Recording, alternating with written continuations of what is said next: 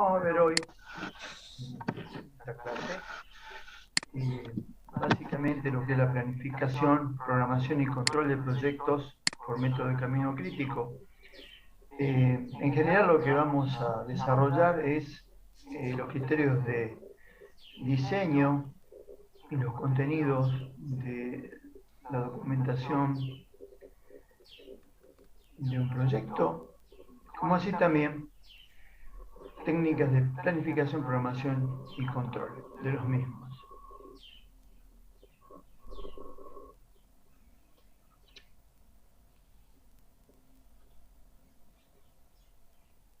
Bien, entonces este tema corresponde a la unidad 7. Vamos a ver diseño, como les decía, y planificación de proyectos, un marco conceptual, una metodología para la gestión de proyectos. Con relación al desarrollo del proyecto, vamos a ver el formato de la presentación de los mismos, un formato general. Vamos a ver los métodos de camino crítico y la investigación operativa. Vamos a ver cómo llevar adelante la programación de actividades a través de la programación primaria y la programación definitiva. Un módulo de per costo, un módulo de per time y al final cómo llevar adelante el control de proyectos.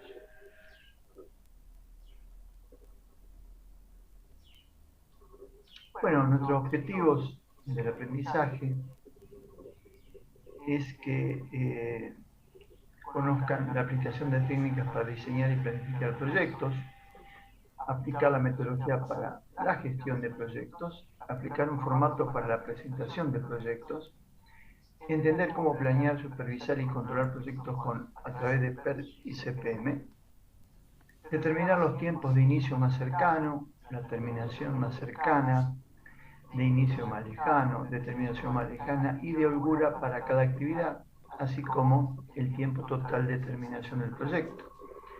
También técnicas para reducir el tiempo total del proyecto al menor costo, acelerando la red con técnicas manuales o bien de programación lineal.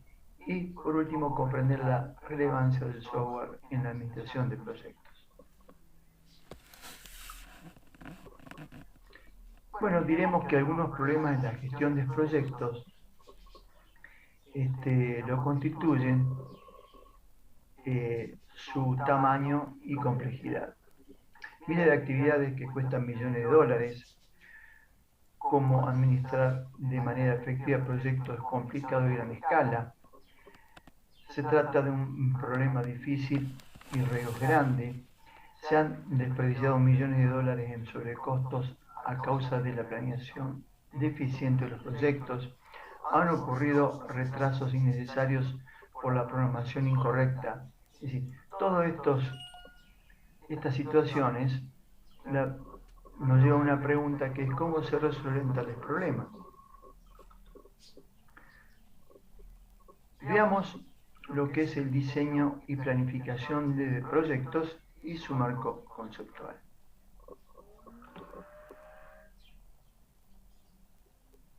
Bueno, el presente documento pretende ser una aproximación general de los diferentes elementos que se han de tener en cuenta para el correcto diseño y definición de un proyecto o idea, que permitan valorar la razonabilidad del mismo y por tanto determinar finalmente su puesta en marcha, redefinición o abandono.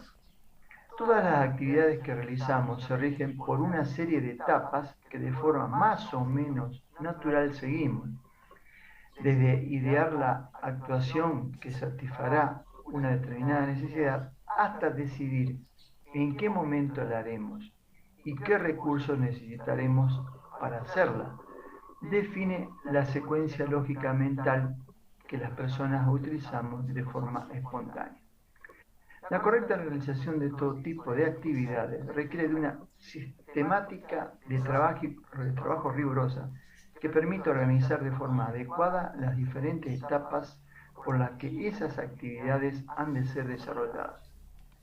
A medida estas actividades se hacen más complejas y ante todo, cuando todas ellas han de estar perfectamente integradas para la consecución del fin último que las justifica, la forma de organizarlas y la sistemática que utilicemos para ello determinarán en buena medida el éxito de las mismas. A partir de estas consideraciones, se han generado un conjunto de técnicas, instrumentos y herramientas tendientes a mejorar la eficiencia y aumentar la capacidad de las personas y grupo humano para desarrollar sus planes. La correcta definición de las ideas y proyectos que las personas y los grupos idean configuran el camino a que esas ideas tengan éxito y además lo tengan en las mejores condiciones de eficiencia. Las actividades no se pueden desarrollar a cualquier precio ni con el consumo de una cantidad ilimitada de recursos. La formulación de proyectos y su gestión son considerados acciones fundamentales a la hora de tomar decisiones sobre ejecución, inversión, planificación, organización, motivación y control de los recursos, con el propósito de alcanzar uno o más objetivos. La implementación de un proyecto de innovación requiere, por parte de quien o quienes lo gestionan, de un marco conceptual, habilidades y destrezas, y herramientas que permitan lograr los resultados esperados del proyecto, y con ello, de los beneficios que en todas sus dimensiones contribuirán efectivamente a la sustentabilidad de la empresa e institución que innova. La decisión de ejecutar un proyecto parte del análisis de la idea, de sus aspectos técnicos y del negocio, es decir, la identificación producto-mercado juega un rol fundamental.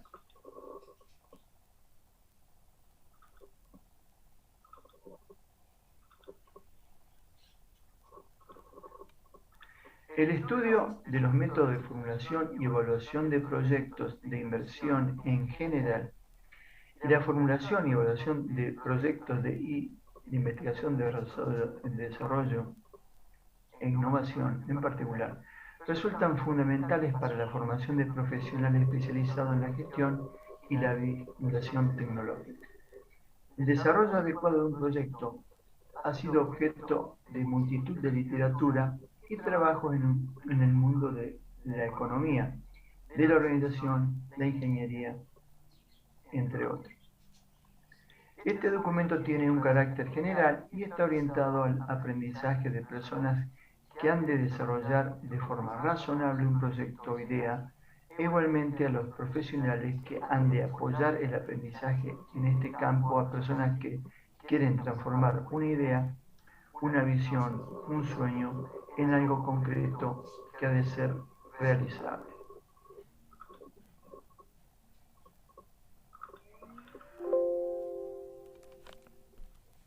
A continuación, presentamos una definición de proyecto. Y lo hacemos porque existen diferentes definiciones que podemos encontrar en la literatura especializada sobre el tema. Aportamos la siguiente definición obtenida del área de la calidad empresarial. Digamos que un proyecto es un proceso único, consistente en el desarrollo de un conjunto de actividades coordinadas y controladas con fechas de inicio y de finalización, llevada a cabo para lograr un objetivo, conforme con requisitos específicos, incluyendo las limitaciones de tiempo, costo y recursos.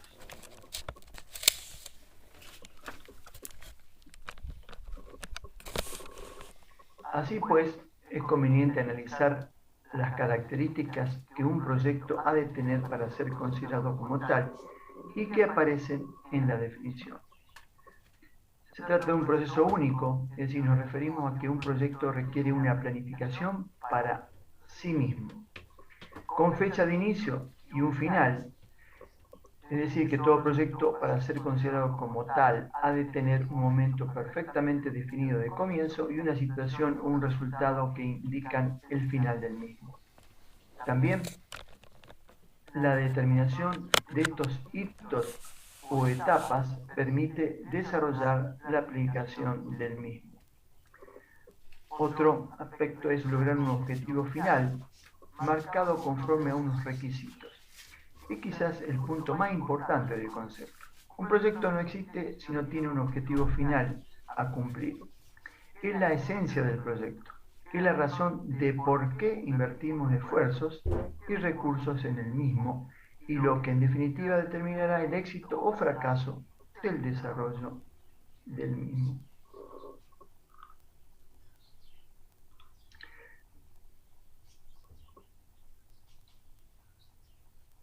También hablamos de programa temporal de actividades, es decir, los tiempos en que se van a desarrollar las actividades entre el punto de inicio y el punto final.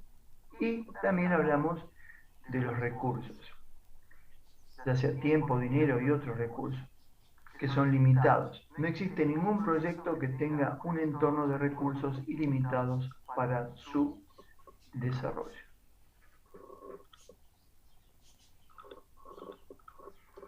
Podemos, por ello, señalar que conceptuar como proyecto muchas ideas que en nuestra vida diaria tenemos nos permitiría enfocarlas primero y abordarlas después de la forma más razonable y equilibrada de lo que hacemos normalmente.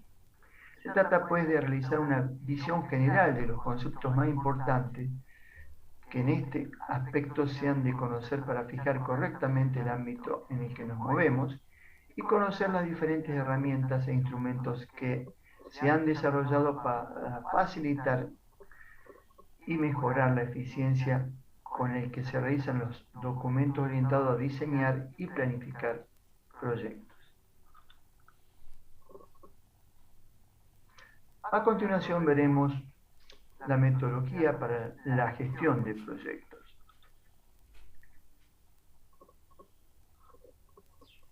Y veremos o definimos qué es el ciclo Seward o el ciclo Deming.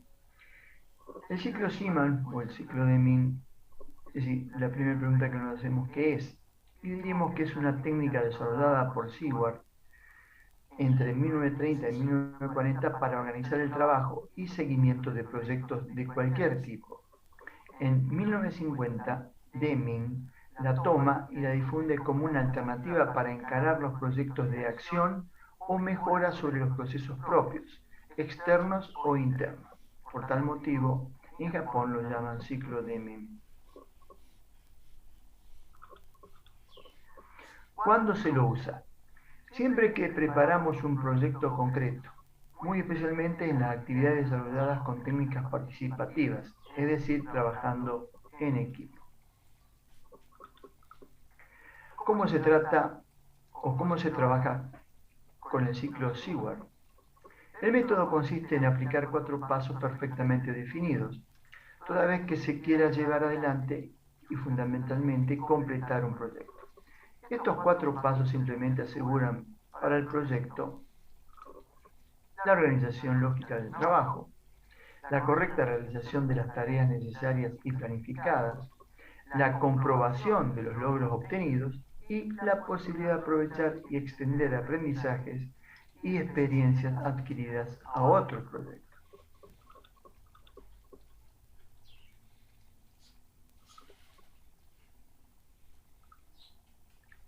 Entonces,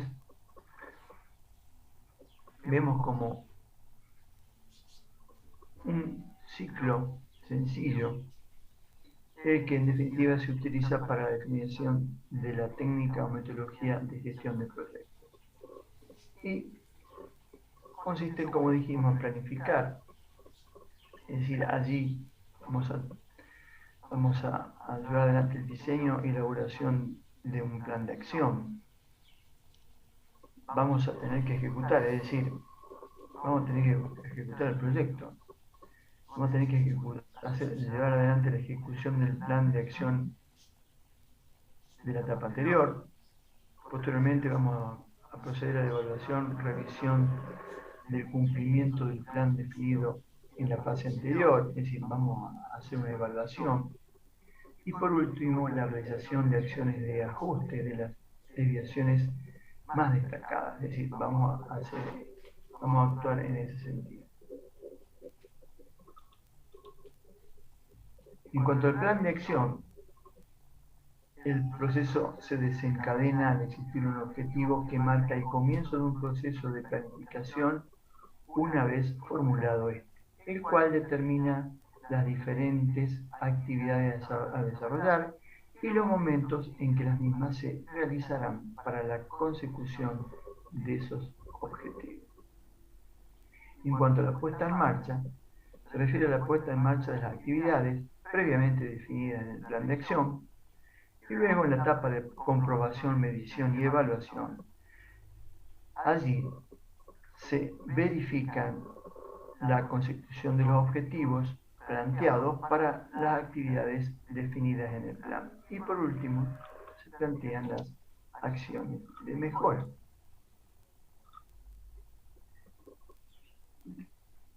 Las cuales se derivan de la etapa de comprobación, medición y evaluación.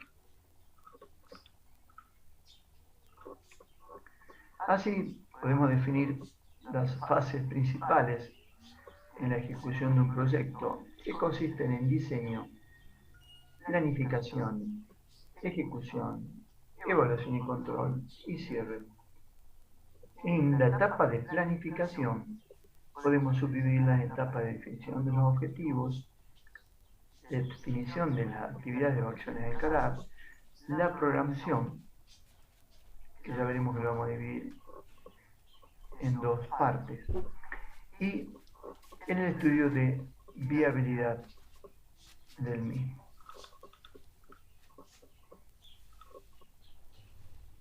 En cuanto al diseño, diremos que es la fase inicial en que, tras la aparición de la idea, se hace el planteamiento general con los elementos fundamentales que la definen. La planificación es la fase del proyecto que se inicia con la definición de los objetivos a obtener una vez que se ha surgido la idea y sigue con la definición de las actividades o procesos a seguir para la consecución de los mismos. Esta etapa incluye la transmisión de la información a todos los miembros que participan en el equipo. La ejecución es la realización efectiva de todas las actividades marcadas en la fase anterior. La programación correcta del proyecto coordinaría los diferentes recursos utilizados en el mismo, especialmente las personas participantes, enlazando de forma adecuada las diferentes decisiones que cada una tomaría. Y la parte o la etapa de evaluación y control, esta etapa es fundamental en el desarrollo de cualquier proyecto en cada una de las acciones marcadas, pero que, sin embargo, es muy poco ejercida habitualmente y poco respetada en sus conclusiones cuando se ha llevado a cabo. Las estimaciones de las desviaciones cometidas respecto del planificado y la explicación de la posible no consecución de los objetivos son las principales funciones de esta etapa. Este proceso, en todo caso, se realiza de forma permanente durante toda la vida del proyecto y no solo al final del mismo. Hay que tener en cuenta que posibles desviaciones en el desarrollo del mismo han de ser resueltas en forma continua. Desviaciones que supongan alteraciones sustanciales del planteamiento del diseño inicial llevarán a volver a la etapa de planificación para su diseño o rediseño. Y con relación al cierre, diremos que es la fase de finalización del proyecto. Se realizará junto a la última evaluación del mismo y determinará el éxito o fracaso final del proyecto.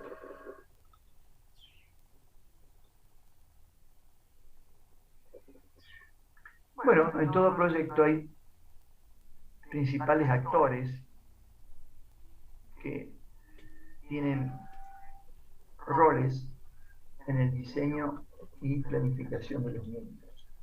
Así podemos citar al generador de la idea, que es la persona que ha creado y propuesto la idea para desarrollar un proyecto. Puede no participar en la elaboración, formulación y puesta en marcha del proyecto. Por ejemplo, en el caso de personas con imaginación que ha tenido la ocurrencia de una idea a partir de la identificación de una oportunidad o la detección de un problema que teniendo una ocurrencia aislada, la transmite a otras personas para que la desarrollen. Otro actor importante es el gestor de innovación emprendedor. Es el impulsor de la idea, es la persona que mueve todos los resortes para poner en marcha los instrumentos y recursos necesarios para la puesta en marcha de todo el proceso. Se suele distinguir por sus rasgos personales y es un elemento fundamental en el inicio de todo proyecto. También la figura del coordinador, que es la persona que se encarga de organizar de forma metódica todos los elementos y recursos necesarios para el buen desenvolvimiento del proyecto. Su perfil será el de una persona metódica y organizada para que se orienta al cumplimiento de los planes establecidos.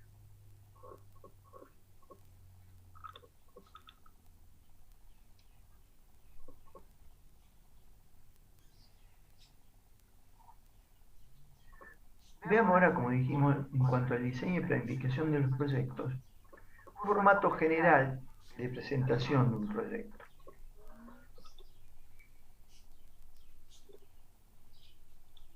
Siguiendo el modelo establecido por Deming, a la hora de elaborar un proyecto seguiremos las siguientes fases.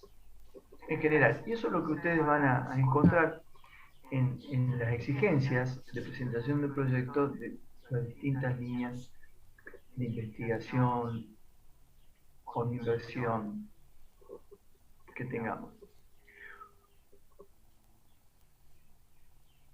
Los contenidos básicos son un título del proyecto, una introducción, un resumen ejecutivo, elementos que hacen específicamente al proyecto, recursos necesarios para el desarrollo del proyecto, un plan de actividades, la descripción del rol a desempeñar en la implementación del proyecto, un presupuesto, la viabilidad del proyecto y obviamente la bibliografía consultada.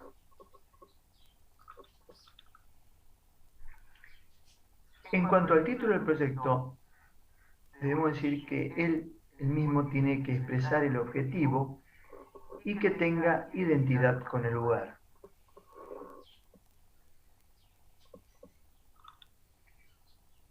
Una introducción, una descripción muy general de lo que consiste el proyecto, con todos los detalles necesarios para darle ese marco general. Tiene que contar con un resumen ejecutivo. Ese resumen ejecutivo tiene que tener una descripción del contexto del proyecto y el problema. Ahí hay que desarrollar la descripción del problema que aborda el proyecto y la descripción de la solución que plantea el proyecto. También en ese resumen van a contar los datos del proyecto, es decir, la localización y en el contexto que existe en el ámbito de desarrollo de ese proyecto. También van a aparecer los datos del gestor, el estudio y la valoración del entorno donde se desarrolla el proyecto y los objetivos. Va a haber un objetivo general y también la descripción de objetivos específicos o intermedios. En cuanto a los elementos del proyecto, vamos a destacar quiénes van a ser los destinatarios del proyecto, cómo va a ser la comunicación y cómo es esa distribución. En cuanto a los recursos necesarios para el desarrollo del proyecto, también hay que tener en cuenta los recursos humanos y la organización que vamos a llevar adelante, los recursos materiales y los recursos financieros con que se va a contar. En cuanto al plan de actividad del proyecto, hay que hacer la descripción de las actividades y confeccionar un cronograma de actividades o un diagrama calendario. Y aquí diremos que un proceso es una cadena de acciones que a partir de un conjunto de recursos, ya sea de información, de materiales, de servicios, etc., permite la obtención de un producto o un servicio. El gestor debe identificar aquellos procesos de su proyecto que sean más importantes o de mayor trascendencia para su viabilidad. Ha de realizar un mapa de acciones de su proyecto, identificando primero las acciones a realizar, allí expresada a través de una o dos palabras, y asignando las personas responsables de ejecutarlas. Posteriormente, para enlazar todos los procesos según las indicaciones previstas, hará este plan de actividades.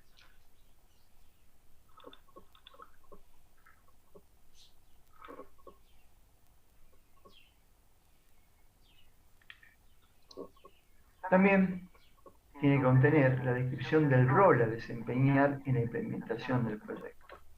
Es decir, debe contar la forma de evaluar los resultados, el impacto del proyecto y el impacto de mi actuación, es decir, el impacto de la actuación del gestor. También hay que hacer una descripción del impacto directo y social que tiene el proyecto.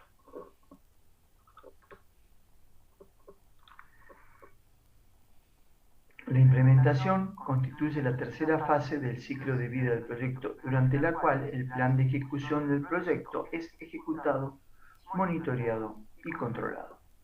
En esta fase se finaliza el diseño y se lo utiliza para obtener ya los resultados.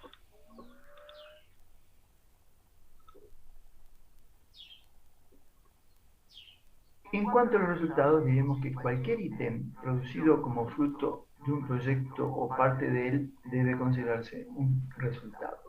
El resultado del proyecto es diferente de los resultados temporales que derivan de la actividad dentro de él. Un resultado debe ser tangible y verificable.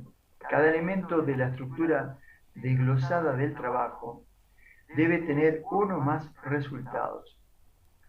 También tenemos que tener en cuenta el impacto, es decir, los efectos positivos y negativos de largo plazo producidos sobre grupos identificables mediante una intervención de desarrollo directa o indirecta. Estos efectos pueden ser económicos, socioculturales, institucionales, ambientales, tecnológicos o de otros tipos.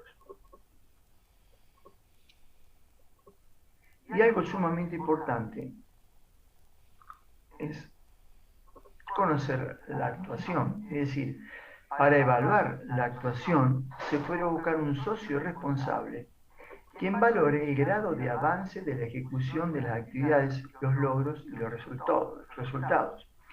En la realimentación, el socio responsable comentará acerca de qué hicimos bien, qué hicimos mal, qué podemos mejorar, cuál será el plan de acción necesario, es decir, los ajustes para complementar con lo planificado. Entonces, es sumamente importante que el gestor busque un socio responsable que lo evalúe. Otro aspecto en el contenido de un proyecto es el presupuesto. Allí deben constar los ingresos, los gastos y el plan de cobros y pagos, conjuntamente con un plan de tesorería.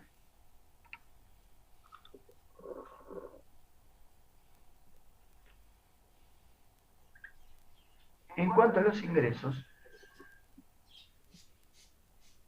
hay que tener en cuenta el monto asignado para el proyecto, que representa los ingresos y los egresos estimados. Puede ser expresado en términos de dinero o de unidades de recursos, es decir, de esfuerzo. Aportes también puede estar constituido por aportes de la institución al proyecto.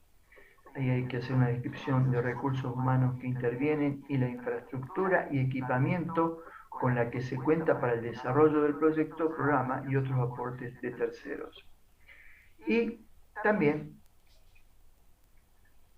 hay que considerar los ingresos de otras áreas involucradas en la propuesta y o terceros interesados en la ejecución del proyecto. Lo que hay que hacer es describir el tipo de aportes que realizan.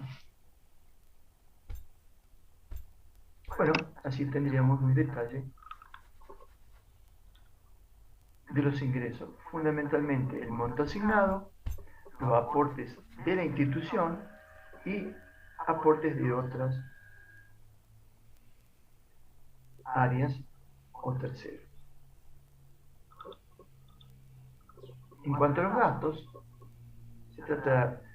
hay que considerar los arrendamientos, es decir, el alquiler de locales para el desarrollo del proyecto, gastos de viaje, es decir, gastos por desplazamiento, gastos de movilidad, transportes, es decir, gastos incurridos por el transporte tanto de materias primas como de productos vendidos que sean por cuenta del proyecto. Igualmente, se introducirán aquellos gastos de esta naturaleza, tales como portes, correos, etc. Otros gastos que hay que tener en cuenta son los de publicidad y promoción. Lo que hay que hacer es saber cuál es el total de gasto realizado en la política de comunicación, determinando en el apartado de comunicación el monto correspondiente.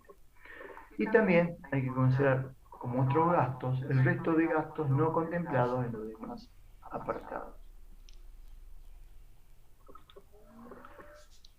Y bueno, y también un plan de cobros y pagos, un plan de tesorería. Este plan permite al gestor analizar de forma simple y global las entradas y salidas de dinero en el proyecto, así como el saldo temporal que de las mismas se deriva. Este documento ha de reflejar el listado de ingresos y gastos según sus vencimientos periódicos, el saldo en cada periodo del proyecto, el saldo acumulado y su evolución temporal, necesidades financieras en cada momento.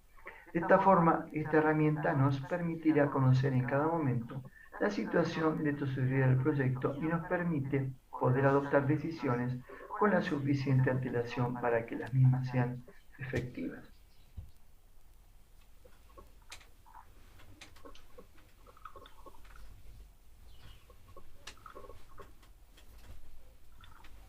Bueno, así un presupuesto detallado, un ordenamiento tabular, para tener en cuenta el ítem, la descripción del gasto, la unidad de medida, la cantidad, el costo unitario y el costo total, y también, con relación a ese ítem, el aporte que se solicita a la entidad financiera y el aporte propio de la institución.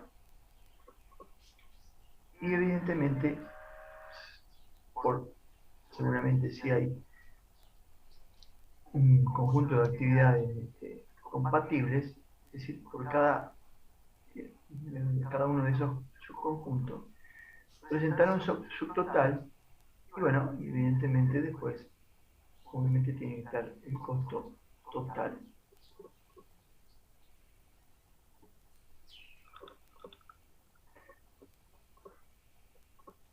Otro aspecto que tiene que tener esa documentación del proyecto es la viabilidad del mismo. Y ahí hay que describir la viabilidad personal e institucional, la viabilidad técnica, la viabilidad del entorno y la viabilidad financiera. En cuanto a la viabilidad personal e institucional,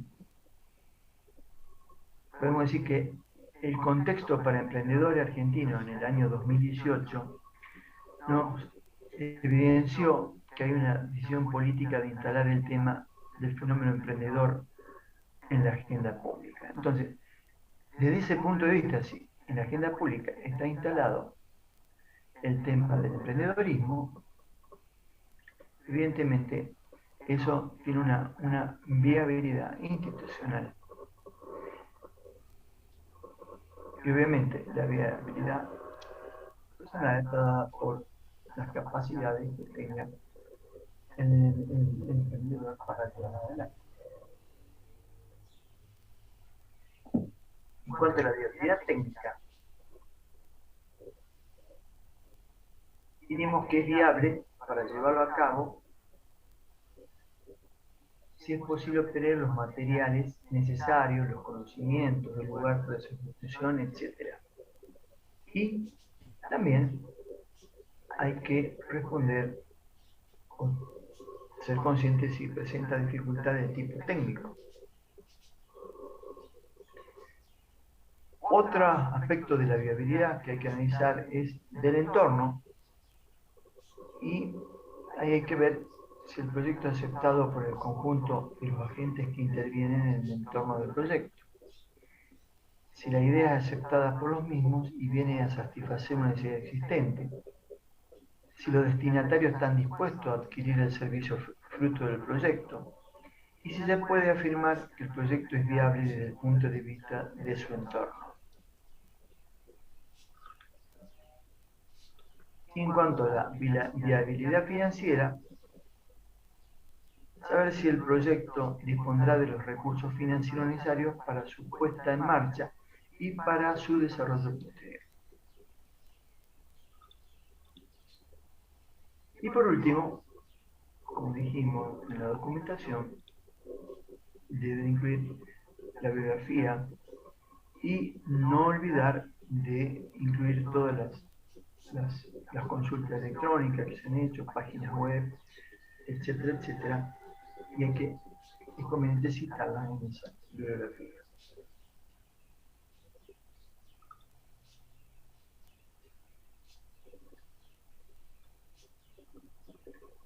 Bueno, entonces este es un aspecto muy importante.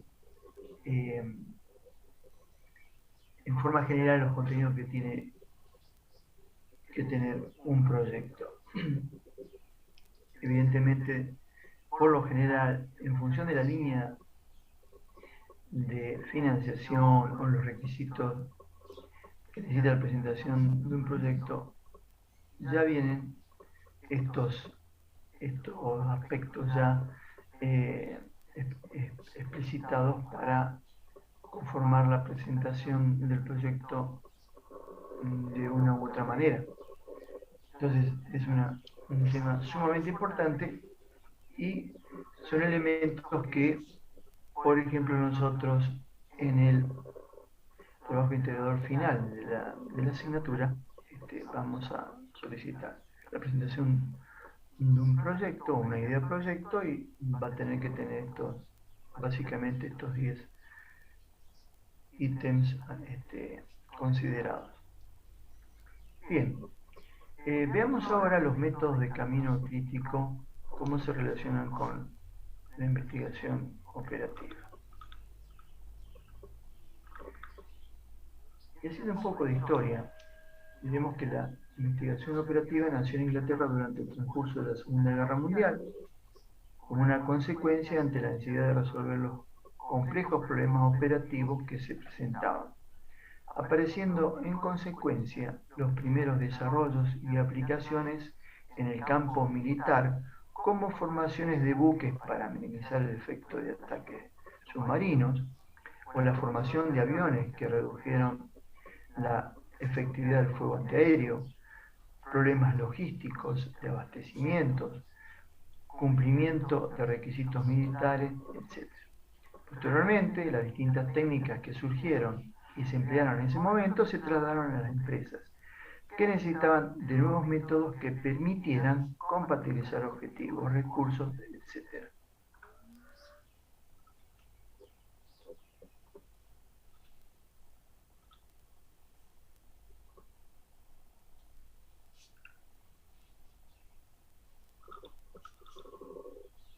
Existen numerosas técnicas de investigación operativa que conducen a la racionalización del proceso de decisión, como la programación lineal, cuadrática, entera, dinámica, la teoría de colas, los métodos de simulación, problemas de fallas y reemplazos, la teoría de juego, etc., que han tenido y tienen o deberían tener gran aplicación en las actividades civiles, y más aún a partir de la utilización de recursos tecnológicos que permitieron aplicar métodos antes impracticables por la excesiva labor de cálculo que llevaban consigo.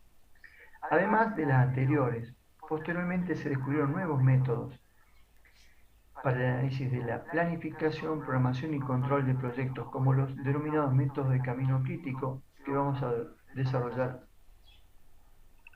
a continuación.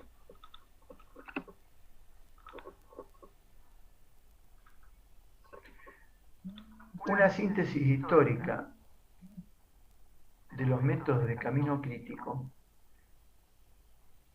podemos decir que nacieron ante la ineficacia con que los métodos tradicionales, es decir, diagrama de Gantt, de montaje, etc., resolvían los problemas de planeamiento, programación y control de proyectos. El problema de la administración de proyectos surgió con el proyecto de armamentos del Polaris, empezando en 1958. Es decir, con tantas componentes y subcomponentes juntos producidos por diversos fabricantes, se necesitaba una nueva herramienta para programar y controlar el proyecto. Existe una gran cantidad de sistemas de métodos de camino crítico que se basan en similares principios, entre los que podemos mencionar los siguientes.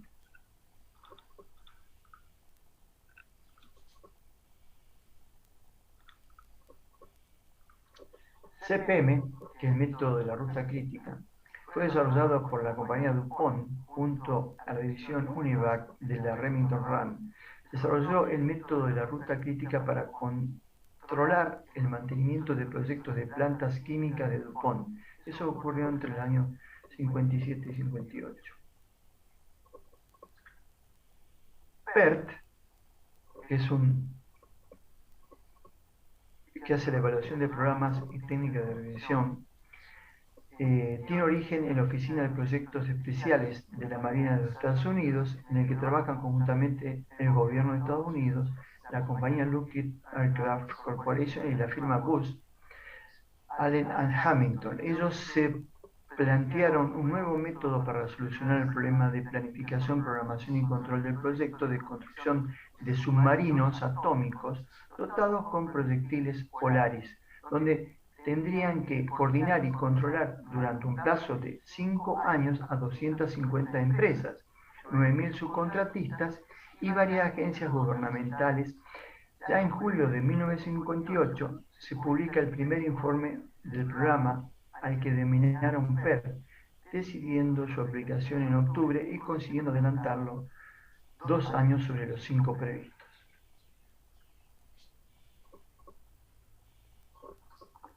Tanto el CPM como el PERT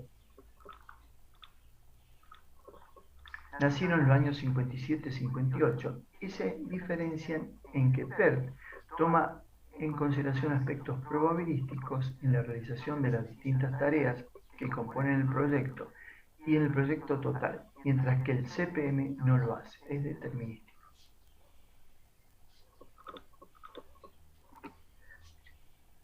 Otra herramienta es ROI, que es un método que nació en Francia, se utiliza en Europa y es similar al CPM, diferenciándose en la forma de representar distintas tareas que integran el proyecto en estudio. Lo que en CPM o PERT se representan por arcos, en ROI es por vértices y viceversa.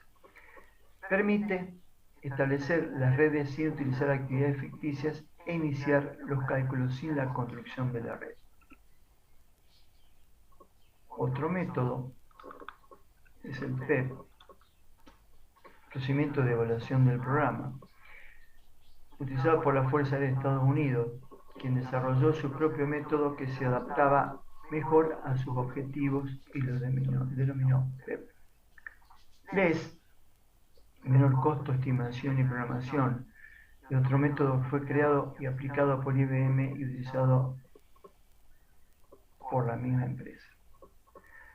Otro método es el RAMS, asignación de recursos y programación de proyectos múltiples. Este método de distribución de recursos y programación de proyectos múltiples fue desarrollado por una compañía consultora quien tuvo en consideración la existencia de recursos permanentes en la mayoría de las empresas y diseñó un procedimiento especial basado en los mismos principios. Otra herramienta es el PERT-LOB. Es un enfoque sencillo pero extremadamente efectivo para el seguimiento del progreso de un proyecto y para marcar acciones correctivas. Es la técnica de línea de balance. Desde el punto de control de producción, LOB es efectiva para lograr el éxito de los programas de producción en los cuales se requiere fabricar un gran número de productos de acuerdo a un contrato o proyecto definido. Otra utilización importante es la determinación de los niveles de inventario dentro del proceso necesario para lograr la terminación oportuna de las piezas que se deben producir. Debe tenerse en cuenta que en general todos los métodos mencionados y muchos otros que se indican en la bibliografía especializada solo se diferencian en aspectos parciales, por lo que serán englobados con el nombre de métodos de camino crítico. Diferentes empresas aplicaron estos métodos prácticamente desde la aparición de los mismos, reconociendo su enorme potencial.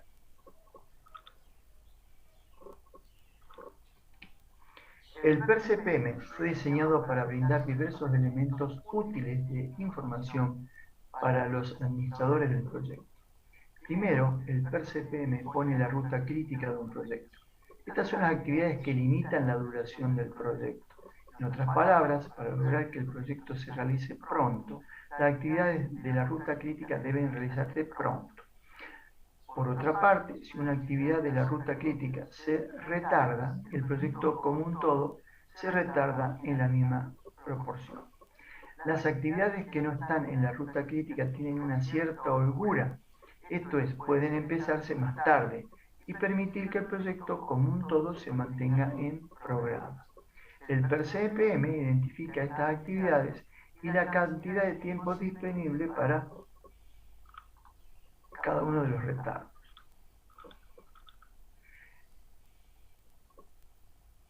El PERCPM también considera los recursos necesarios para completar las actividades.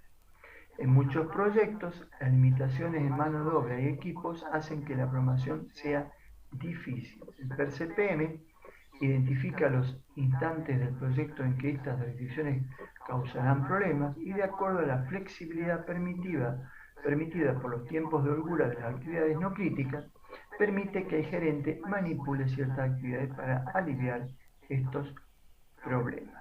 PERCPM proporciona una herramienta para controlar y monitorear el progreso del proyecto.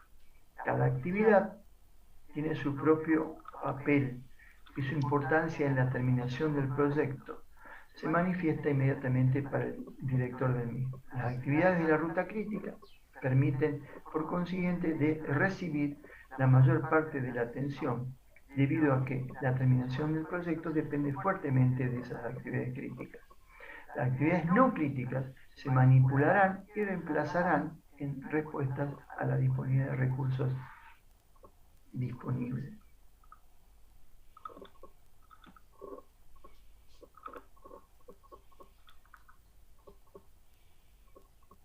Veamos ahora, en general, la planificación, programación y control de proyectos por el método de camino crítico. La realización de cualquier tipo de proyecto supone una secuencia de tareas o actividades de distinta naturaleza, que se deben iniciar y concluir en fechas que exigen una coordinación a la vez que determinan plazos parciales para la ejecución individual de cada una de ellas y plazos totales para la efectivización del proyecto en su conjunto. Habíamos definido como proyecto el proceso único consistente en el desarrollo de un conjunto de actividades coordinadas y controladas con fechas de inicio y de finalización, lleva a cabo para lograr un objetivo conforme con requisitos específicos, incluyendo las limitaciones de tiempo, costo y recursos. Se tiene entonces un conjunto de actividades que nos transportan de una situación inicial u origen a una situación final o destino, debiendo dejar aclarado entonces que dentro del término proyecto se considerarán aquellas tareas que involucran directamente la realización de una obra material y aquellas otras que pueden ser estudios previos, trámites de compra, pedidos de crédito, demoras en la llegada de materiales, etc. Lo que sí debe cumplirse es que todas ellas deben contribuir a alcanzar algún objetivo predeterminado. Dentro del término proyecto no se va a incluir para nuestro propósito la producción regular y un plan de ventas que constituyen planes cíclicos que convienen atacar con otros métodos. Debe mencionarse la especial importancia que revisten los proyectos vinculados al desarrollo de un país, provincia o región, que en distintos lugares geográficos aparecen paralizados en diferentes etapas de ejecución debido a la carencia de programas adecuados que hubieran permitido desde su concepción, organización y control el cumplimiento de las distintas actividades que integran el mismo. Debe definirse exactamente cada una de las actividades que componen el proyecto con la indicación de calidad y cantidad de recursos que se utilizarán, estableciendo claramente su comienzo y finalización. Los elementos de un proyecto están constituidos por sus actividades, los recursos y las limitaciones. Los recursos están constituidos por mano de obra, dinero, materiales, máquinas y tiempos, y los métodos que se explicarán tenderán a una utilización eficiente de los mismos que satisfaga limitaciones interiores, ya sea de cantidad y calidad de recursos disponibles, y exteriores, es decir, inspecciones, aprobaciones, fecha de entrega, demoras en entrega de materia prima, etc.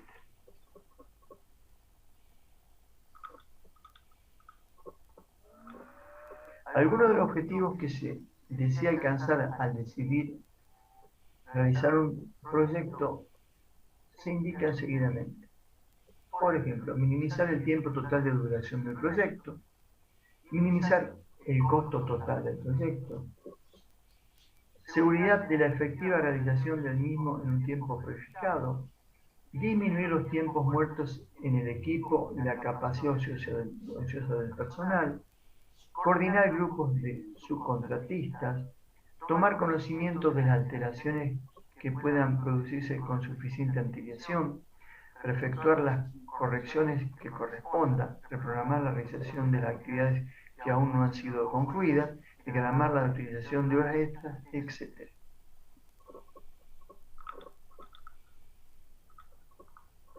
De entre esos objetivos múltiples es realmente difícil determinar un plan que coordine todos ellos en un programa del proyecto a efectuar, pero con apoyo del método estadístico, el análisis económico, el razonamiento científico, unidos al tradicional sentido común, se llegará a buenas soluciones de problemas de organización y coordinación de los recursos disponibles, de forma tal que, siendo satisfechos los requisitos tecnológicos del proyecto y los plazos requeridos, se utilicen más eficientemente los insumos disponibles, ya sean humanos o materiales. Bueno, aplicaciones de esta técnica. Vemos en cuanto a ello que alrededor de los años 59 muy pocas personas habían utilizado los métodos de camino crítico, pero actualmente las aplicaciones son múltiples y van desde proyectos de unas pocas actividades a tareas de construcción y mantenimiento de gran envergadura o proyectos administrativos sumamente complejos. Un índice que habla de la importancia de utilización de estos métodos es la cantidad de publicaciones sobre el tema y la circunstancia de la existencia de una amplia gama de programas de biblioteca de las empresas comercializadoras de equipo. Los resultados obtenidos de su aplicación han permitido realizar ahorros de tiempo, desplazar personal que resultaba innecesario hacer otras tareas, programar adecuadamente la distribución de recursos, entre otros. En la figura siguiente se citan algunas de las aplicaciones más conocidas. Debe tenerse en cuenta que los métodos de camino crítico se utilizarán fundamentalmente para proyectos de cierta magnitud y no para aquellos casos simples donde la realización sea tan evidente, que no se necesite del apoyo de ningún sistema de planificación, ya que en estos casos no se justifica el costo derivado de la preparación de datos, cálculo e implantación del método.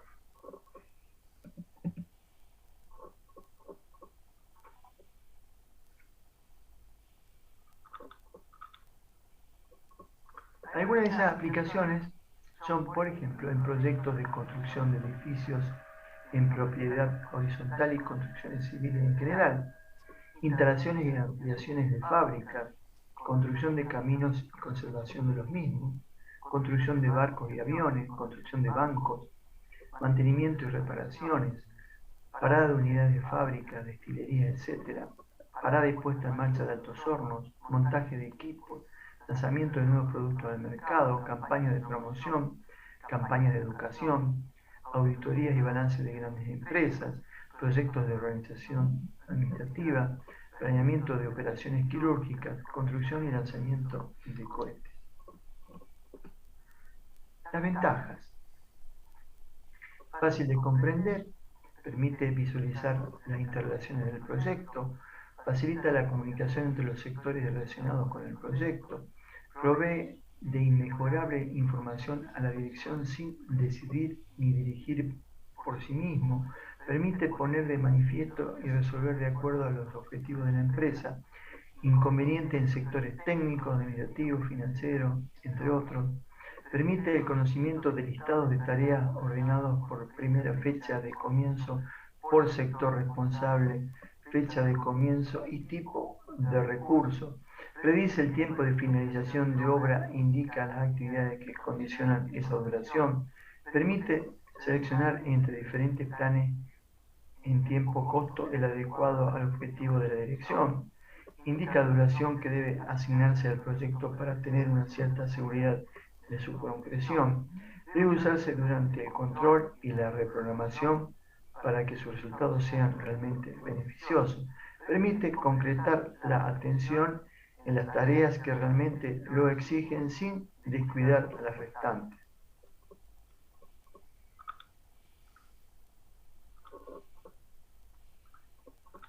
PERCE-PM es una técnica de planificación y un instrumento de control de la dirección que utiliza la teoría de red. Una vez definidas las distintas actividades que componen el proyecto, se forma con ellos la red, mostrando la sucesión de las actividades en secuencia lógica y el grado de interdependencia entre ellas. Se estima el tiempo de duración asociado a cada actividad y se determinan las actividades críticas del proyecto. La red es el mapa o la representación gráfica de la organización interna del proyecto. Aquí vemos una red que tiene 6 nodos y tiene 7 actividades.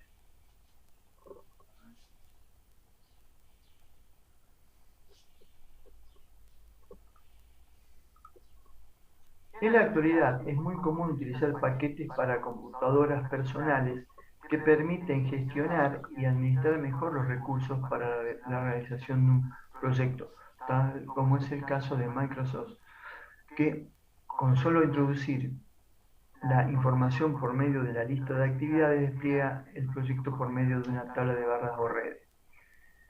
Se escriben los nombres de las tareas o actividades, la duración, fecha de inicio para la primera actividad y los procesos inmediatos de cada uno como se muestra en la figura siguiente. El programa construye de manera automática el resto de las tareas conforme se le proporciona información.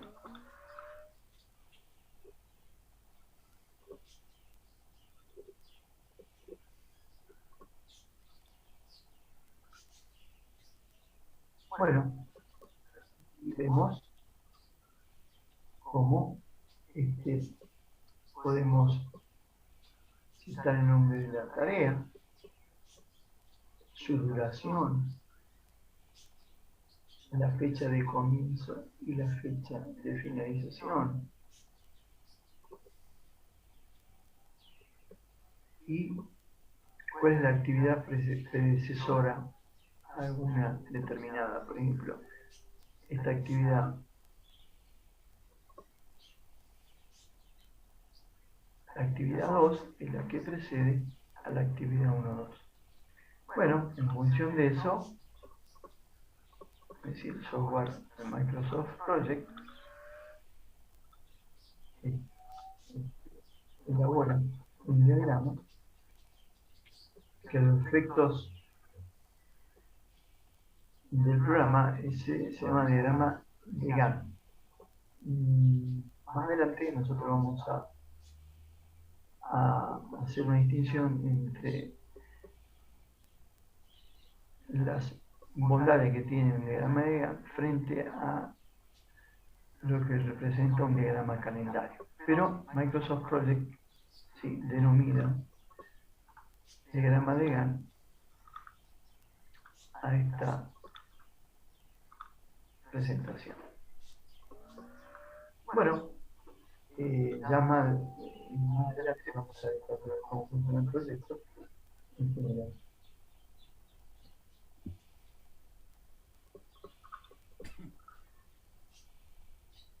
Bueno, también diremos que las unidades de duración preestablecidas pueden ser días, semanas, meses o años. Estos cambios pueden ser realizados de una manera rápida y sencilla sin tener que reclasificar y organizar todo el proyecto. La figura que vimos se conoce como gráfica de Gantt. Este tipo de diagrama se usa mucho en la práctica para mostrar la programación de un proyecto, ya que las barras muestran los tiempos de inicio y terminación de las actividades. Se puede elegir entre varios tipos de vistas, como la barra de herramientas que se encuentra a la izquierda de la pantalla, o que es la preestablecida, en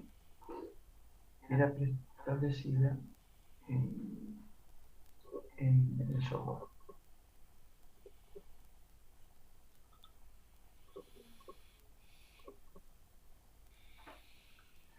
Bueno, veamos algunas definiciones y conceptos. Diremos que PERL y CPM están basados sustancialmente en los mismos conceptos, aunque representan algunas diferencias fundamentales.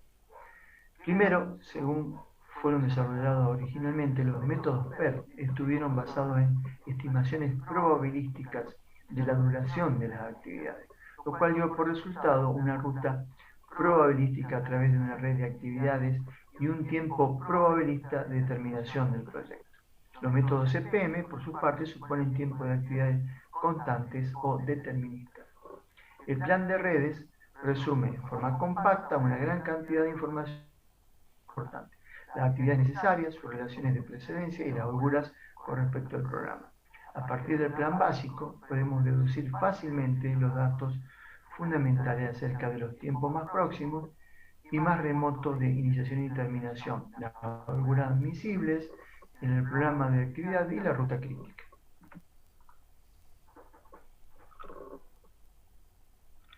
La esencia de la planificación PERL se basa en una representación en forma de red de las actividades que se requieren como se indica en la figura.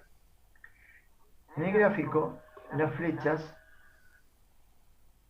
representan las actividades necesarias representadas por letras, indicándose junto a la flecha los tiempos para su realización. En la planificación por redes, la longitud de la flecha por lo general carece de significado.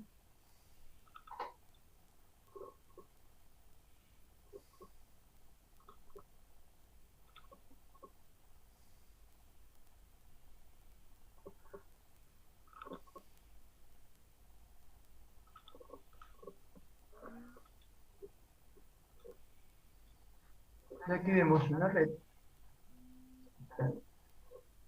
inicial, el nodo final, y están indicadas actividades, un arco, una flecha, tiene un origen y un destino, tiene el nombre de la actividad, esta es la actividad, y dura una unidad de tiempo.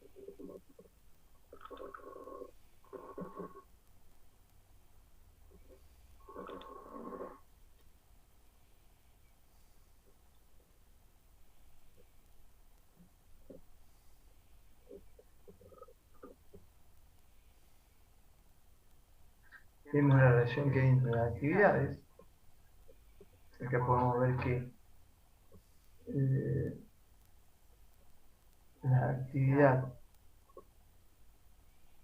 actividad E, C, perdón, A, perdón, B, C y D suceden a la actividad A. Y podemos ver aquí que a la actividad E precede la actividad B, de forma inmediata.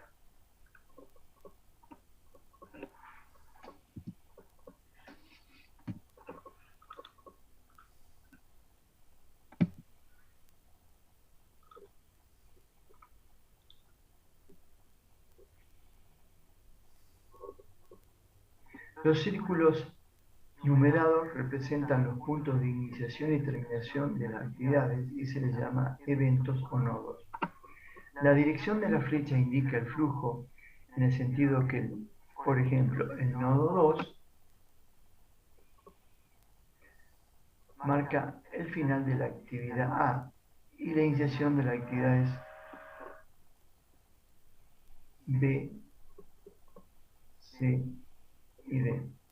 El nodo 3 marca el final de la actividad B y el principio de la actividad E. La red representa también las relaciones de precedencia de todas las actividades. Por ejemplo, las actividades B, C y D no se podrán iniciar hasta haber terminado la actividad A, pero las actividades B, C y D, fíjense que pueden desarrollarse en forma simultánea, en forma paralela. Entonces tenemos actividades que se pueden desarrollar en ese sentido.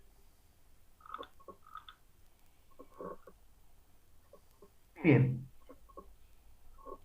veamos ahora en estos métodos de planificación por camino crítico cuáles son las etapas, los métodos CPM, PER, las reglas, que son actividades ficticias, que es un diagrama de actividades, gráfico de Gantt, y también vamos a ver lo que es un diagrama calendario.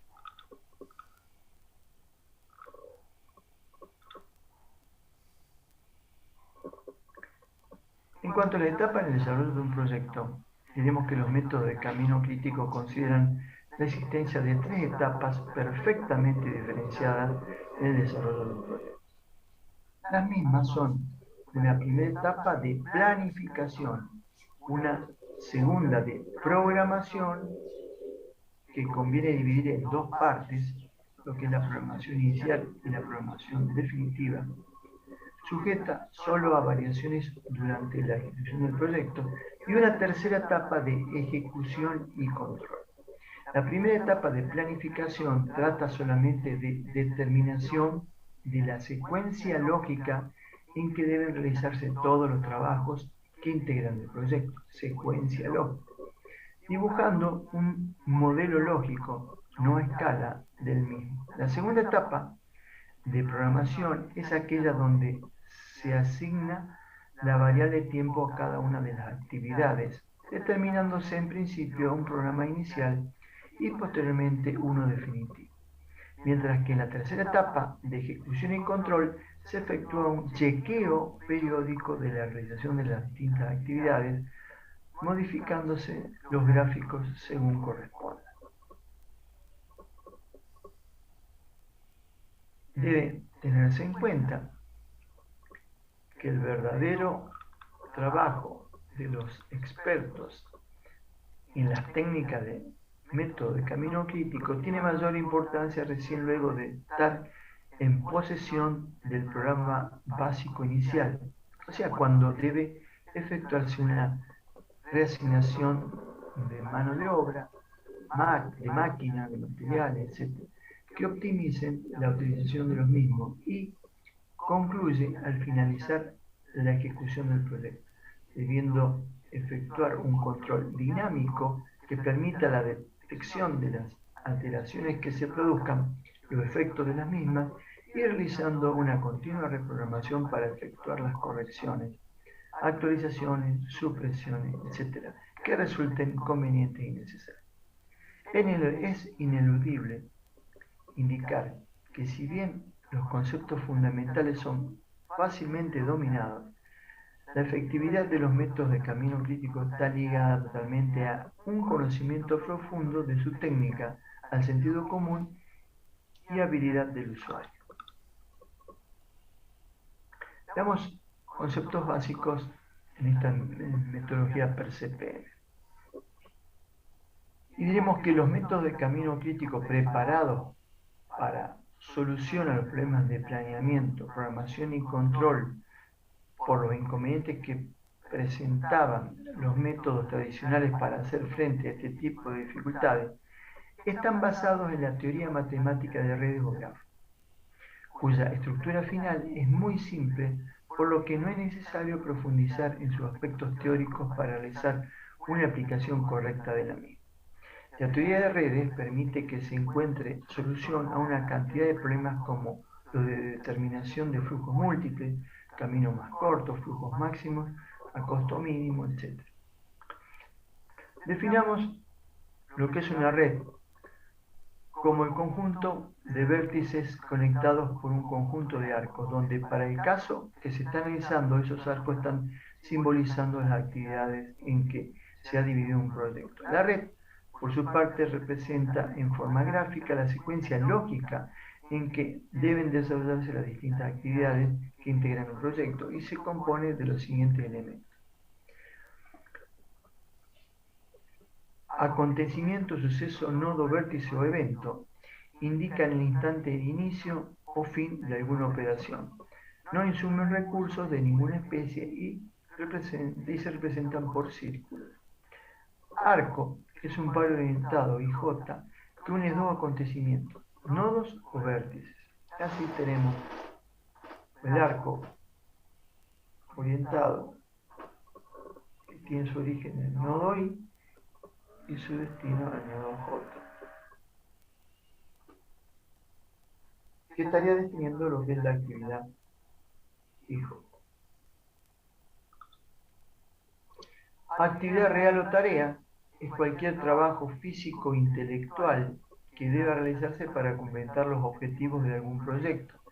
Insumen un cierto tiempo y algún tipo de recurso, y se presentan por un arco de longitud no proporcional a la magnitud del tiempo consumido y se desarrolla entre dos nodos denominados de inicio y fin. Cada actividad se representa por el par de nodos que caracterizan su nodo de inicio y fin. La forma de definir cada una de las actividades integrantes del proyecto depende del objetivo de la planificación que se esté realizando. Por lo tanto, el grado de detalle puede variar en gran forma. Un trabajo que es representado por una sola tarea a un determinado nivel, por ejemplo, a nivel de estudio de factibilidad, puede convertirse en un plan complejo si se está desarrollando el proyecto específico. Otro elemento es el camino, ruta o trayectoria. Esto es la sucesión de arcos que llega del nodo inicial del proyecto al nodo final del mismo. Debe indicarse que existe una variante para la representación de la red de un proyecto menos común que la indicada, pero que puede aparecer en bibliografía de origen europeo. Reglas básicas para la construcción de un diagrama de flechas. Si tenemos que construir un diagrama de flechas de este tipo,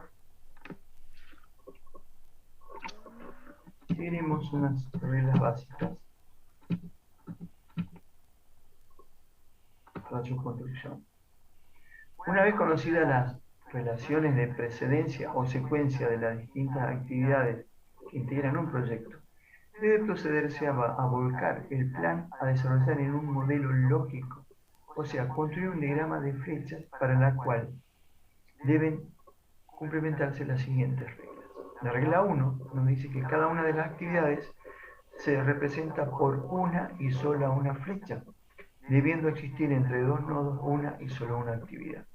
La longitud de la flecha no tiene ningún significado y no representa en escala el tiempo de realización de la tarea. El sentido de la flecha tampoco tiene importancia. Sin embargo, para una mejor visualización de la red conviene, y a los efectos de un dibujo más claro, tratar de evitar que existan flechas de derecha a izquierda. Las actividades se representan según se indicó por un par de símbolos AB, donde A indica el suceso o evento donde se inicia la tarea y el B donde finaliza. La segunda regla nos dice que deben conocerse y dibujarse todas las actividades que llegan y salen de un nodo. La regla 3 nos dice que existe un único acontecimiento inicial sin ninguna actividad predecesora y existe un único acontecimiento final sin actividad sucesora. Regla 4 establece que para cada actividad deben formularse y responderse las siguientes preguntas a los efectos de determinar la secuencia tecnológica de todas ellas. La pregunta es, ¿qué actividad o actividades deben ser realizadas inmediatamente antes que la que se está analizando? Otra pregunta es, ¿cuáles son las actividades predecesoras en forma inmediata? O sea, ¿qué actividad o actividad pueden ser ejecutadas inmediatamente después de la que está bajo análisis? O sea, ¿cuáles son las actividades sucesoras? ¿O cuáles son las actividades que pueden realizarse en forma simultánea?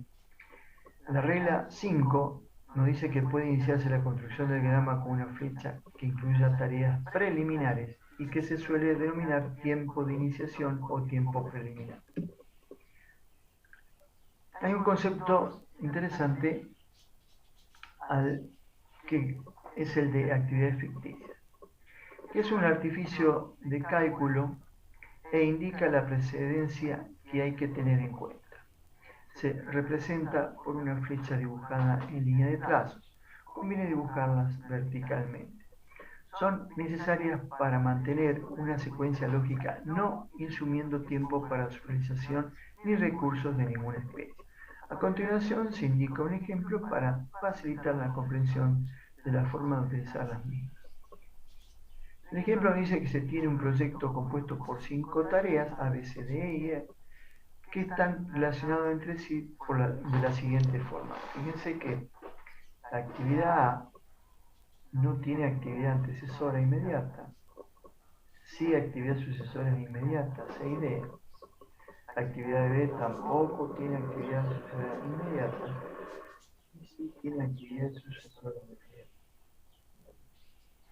La actividad C tiene actividad antecesora A y sucesora E. La D tiene antecesora A y B, sucesora la E, y la actividad E tiene antecesora la C y D y no tiene ninguna actividad sucesora.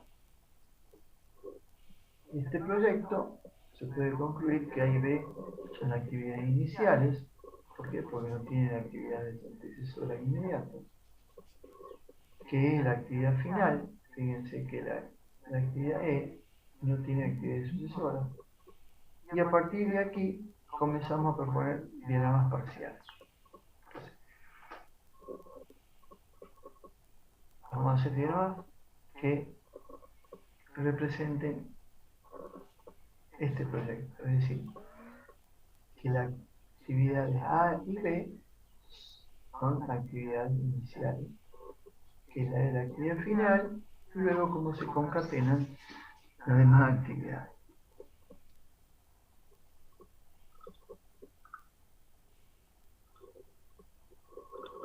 Bueno, fíjense que el diagrama 1 tenemos actividades A y B, que son actividades iniciales. Entre ellas no hay ningún tipo de actividad, entonces parten de un nodo inicial. Luego nos dice que la actividad C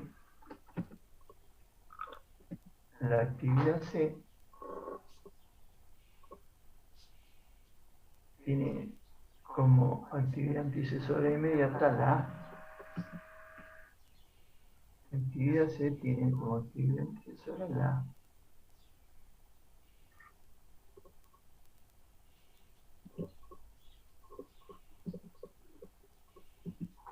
Luego, la actividad D tiene como actividad antecesora a la A y B. Entonces, la actividad D tiene que tener como actividad antecesora a la A y B. Fíjense que este diagrama es incorrecto.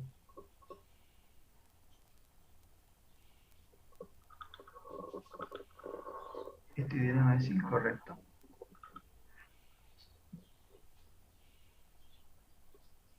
ya que dos flechas representan la misma actividad. Tenemos que vincular estos dos nodos en la parte superior y las predecedoras de la actividad D, contradiciéndose la regla que indica que entre dos nodos debe existir una y solo una actividad. En este caso se indican dos tareas, A y B, que preceden a la actividad D. O sea que no obstante ser comprensible, el diagrama es incorrecto para los métodos que se están analizando.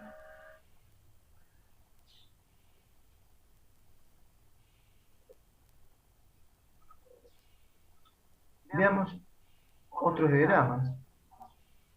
Fíjense que podríamos haber dicho esto, que la actividad C tiene como actividad predecedora a la A, C tiene a la A, D tiene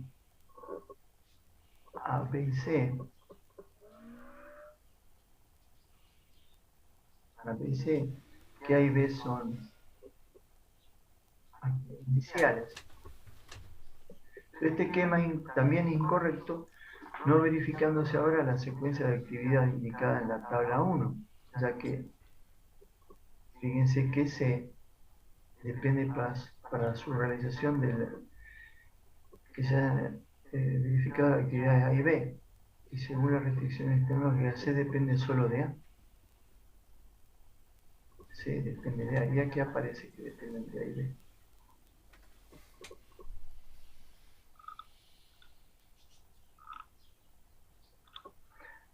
Además, tampoco se cumplen las reglas para la construcción de la red al existir entre los dos nodos más de una tarea. En ambos casos, hay que ver aquí como era.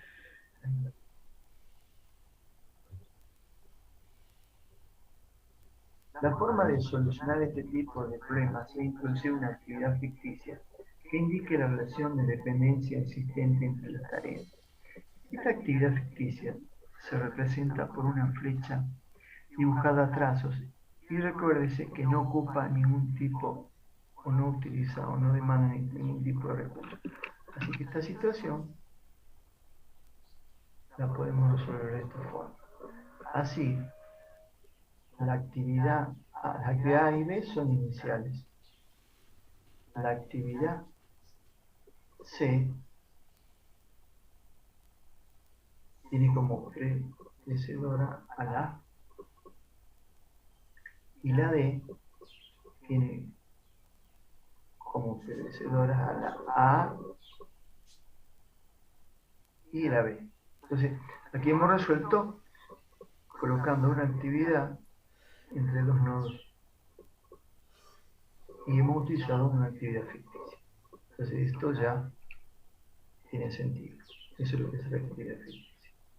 Entonces, si verificamos lo que se planteó en este orden de precedencia y sucesión, se cumple. La actividad ficticia indicada en el gráfico nos muestra que D depende para su realización no solo de B, sino también de A, según lo establecido por la restricción tecnológica. Hasta aquí, el diagrama es correcto, pero solo como diagrama parcial, ya que si fuera un diagrama definitivo, no cumpliría la condición de tener un solo acontecimiento final. Acá tenemos dos. En ese sentido,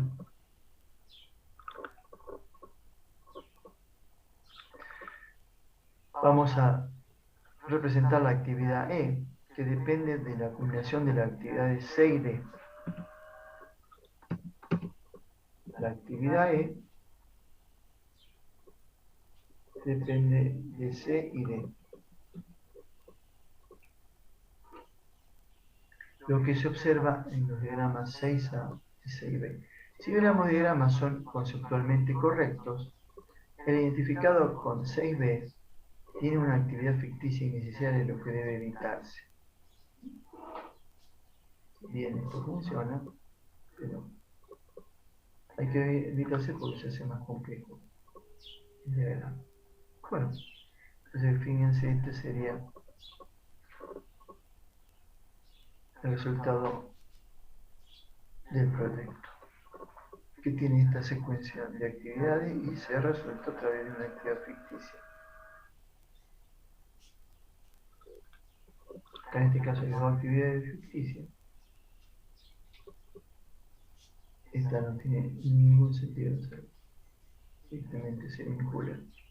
Este nodo, este es un nodo D, evidentemente luego, como para ejecutarse la actividad tiene que estar cumplida 6D, se cumple, entonces aparece ese diseño.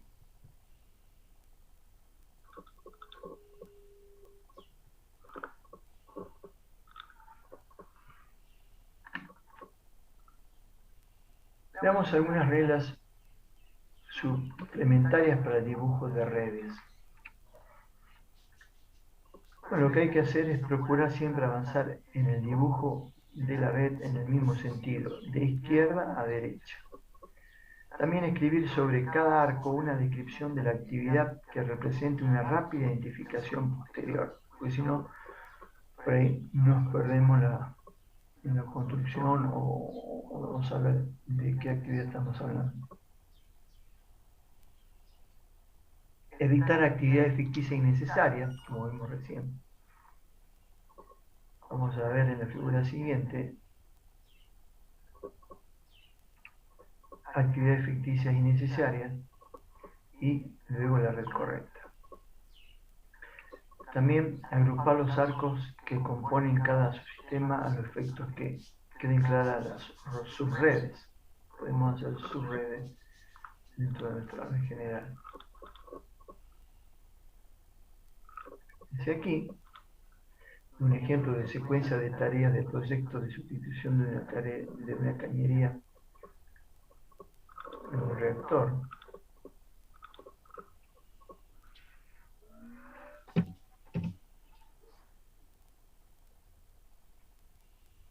Bueno, acá vamos a ver que este es un diseño que tiene dos actividades ficticias. Y aquí podemos ver que había una actividad innecesaria. Y gracias a la actividad ficticia se ha podido corregir.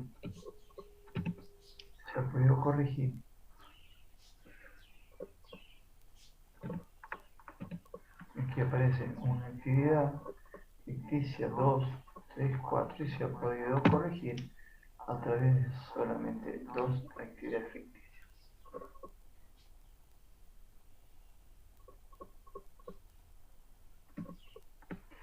Bien, veamos otro aspecto que son los inconvenientes de los gráficos de GAN para propósitos de planeamiento. Entonces, veamos Habíamos visto que el diagrama de Gantt es una herramienta gráfica cuyo objetivo es poner el tiempo de dedicación previsto para diferentes tareas o actividades a lo largo de un tiempo total determinado. A pesar de esto, el diagrama de Gantt no indica las relaciones existentes entre actividades, y ese es uno de sus inconvenientes.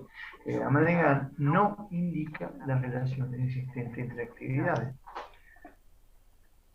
Veamos un ejemplo. Fíjense acá, distintas secuencias de actividades en base al mismo gráfico de barra. Supongamos que este sea el diagrama de Gantt. Fíjense que en un determinado tiempo ocurren las actividades A sub 1, A sub 2 y A sub 3. Y en un periodo de tiempo siguiente, las actividades A sub 3 y A sub 4. Perdón, A sub 4 y A sub 5. Entonces, en virtud de ello, nosotros, a partir de esta información inicial, podemos pensar que esto se trata de esta relación entre las actividades del primer periodo y del segundo periodo. O también podemos pensar en esta situación. Y fíjense que acá está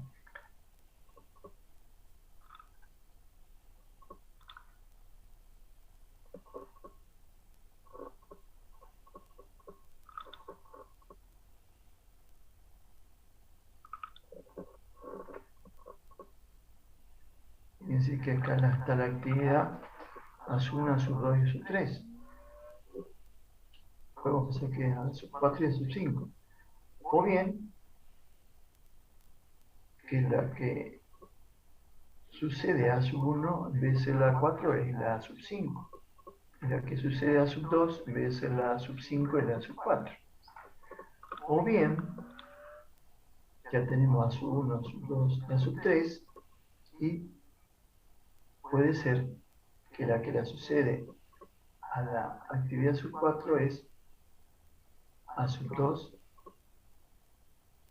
la que la precede a la actividad sub 4 es A sub 2 y A sub 1, o esta otra situación, toda emanada de este diagrama de Gantt entre comillas. Aquí tenemos la actividad sub 4, están sus tres antecesoras son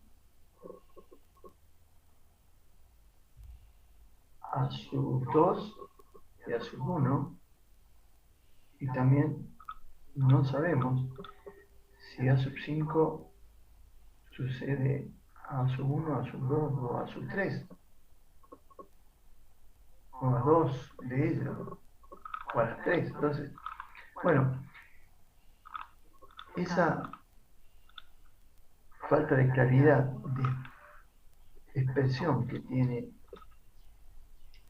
este diagrama nos lleva a definir distintas interpretaciones, o esta interpretación, o esta otra, o esta otra, o esta otra. Entonces, ese es uno de los inconvenientes de Gantt.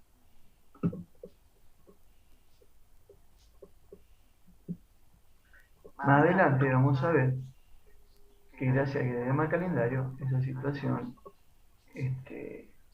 no va a suceder. Bueno, ahora vamos a ver, vamos a construir nuestro diagrama de flechas en función de las actividades precedentes y subsiguientes, antecesoras y sucesoras. Para construir el diagrama de flechas se utiliza ya sea un simple listado de actividades precedentes y subsiguientes o una matriz de precedencia o secuencia. Las precedencias y secuencias son únicamente las inmediatas. El listado es simplemente una tabla de 4 columnas similar al ejemplo donde se indica en la columna 1 la actividad, en la columna 2 la actividad precedente, en la 3 la actividad subsiguiente y la 4 observación.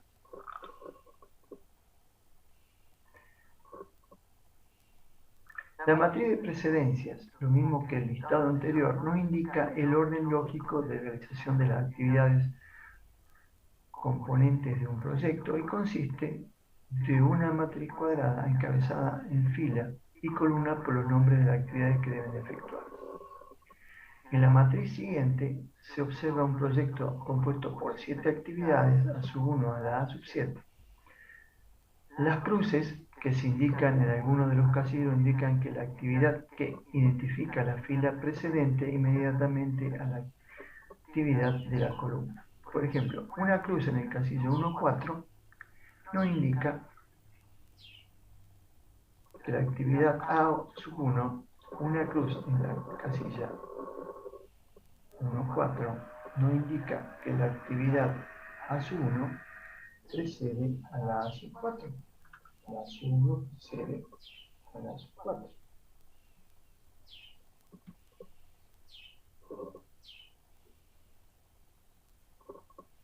Algunos autores, en lugar de la cruz, colocan un 1 en la casilla mencionada.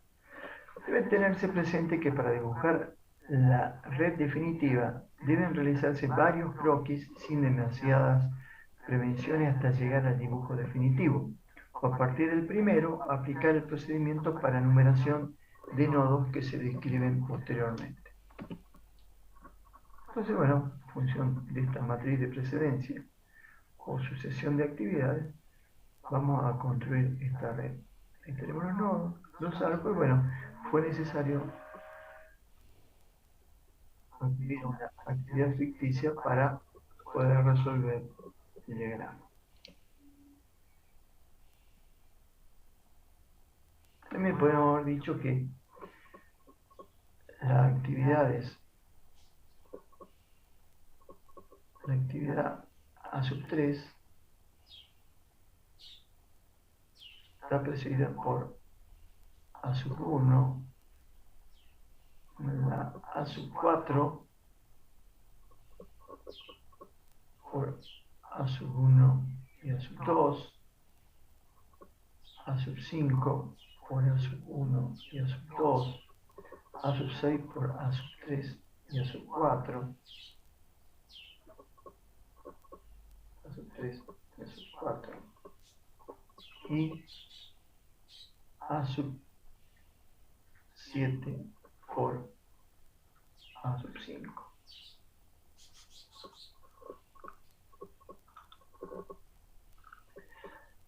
Una vez que tenemos nuestro diagrama, vamos a ver cómo procedemos para enumerar o poner nombre a los nodos.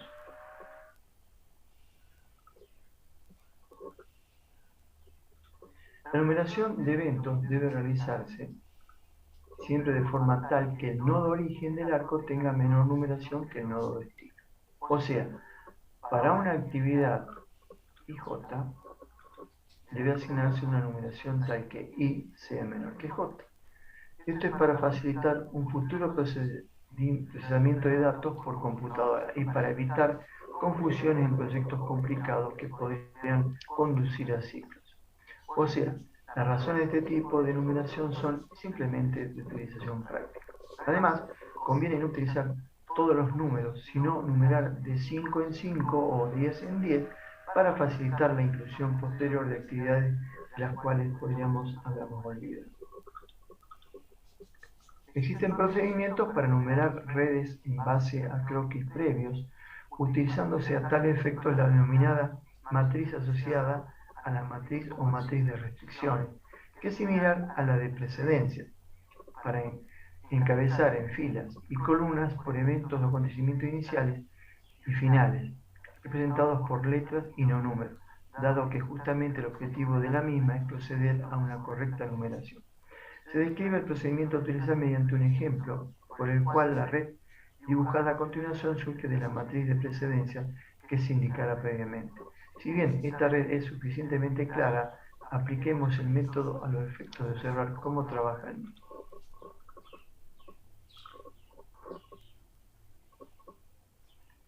Fíjense, aquí tenemos nuestra red. Los nodos todavía no tienen nombre. Y lo que vamos a hacer, vamos a nuestros nodos le vamos a colocar letras son 6 nodos, vamos a colocar letras A, B, C, D y F. Así que colocamos el nombre de cada nodo y construimos la matriz asociada o encabezada por nodos en las filas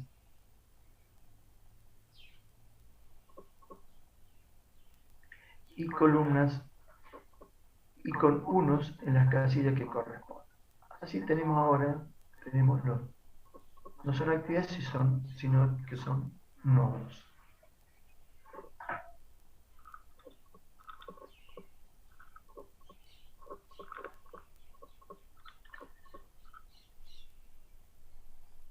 Entonces,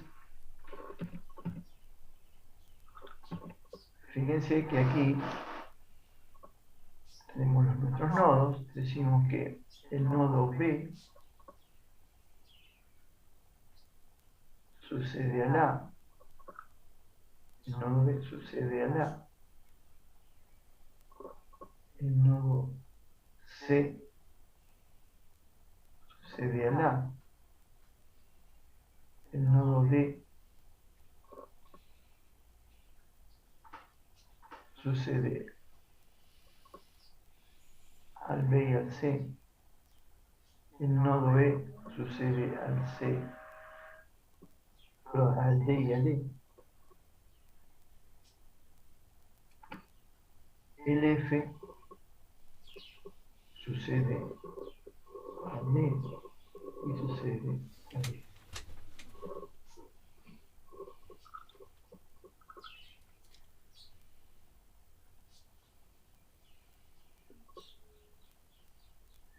Entonces vamos a diseñar una tabla con tantas filas como nodos, tenemos F nodos,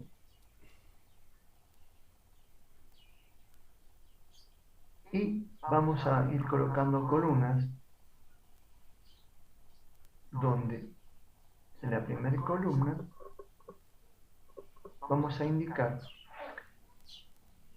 la suma de los valores que figuran en la tabla de la matriz asociada. Así que nosotros para el nodo A vemos cuántos nodos hay 2, y anotamos un valor para B2, para C2, para B1, E1 y para F0. Bueno, anotamos estos valores. Ahí. Los ceros que aparezcan indicarán que de esos vértices o nodos no emerge ningún arco.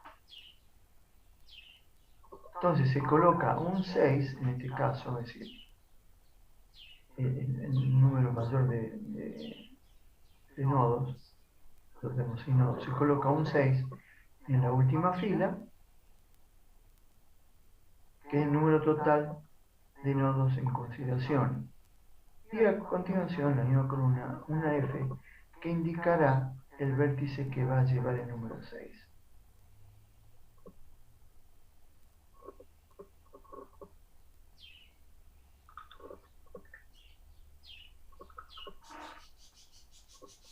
La columna siguiente, la columna 2, se obtiene restando la columna de la materia asociada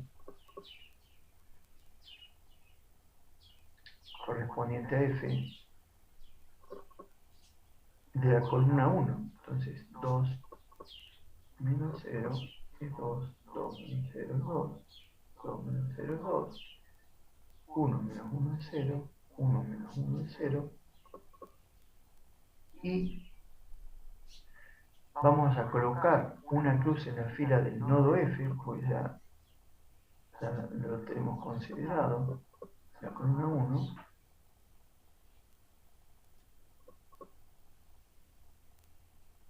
y escribiéndose los nombres de los nodos correspondientes a donde aparecen 0 en la nueva columna, que es para el nodo D, para el nodo E y el nodo E. Entonces, anotamos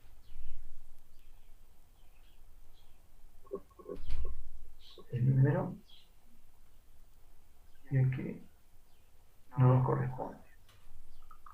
Ahora, tercera columna, al vector columna obtenido en el paso anterior, le restamos los correspondientes a D y E, que fueron los dos nodos asignados en el paso anterior. Entonces aquí es 2 menos 0, 2 menos 1, 2 menos 2, 0. Bueno, ya hacemos cruce en los nodos asignados recientemente y a este, el nodo 3 va a estar identificado con la letra C, que fue el último 0 que se registró.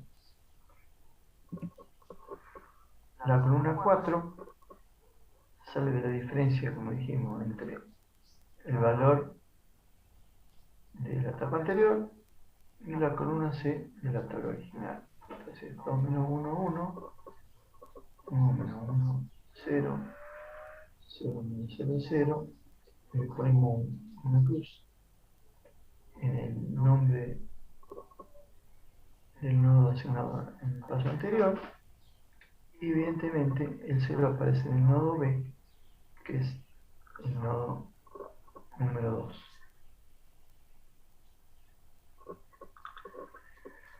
Bueno, la columna 5 es la 4 menos la que corresponde a B,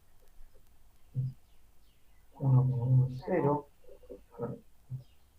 más una cruz en el nodo B que fue asignado en la etapa anterior y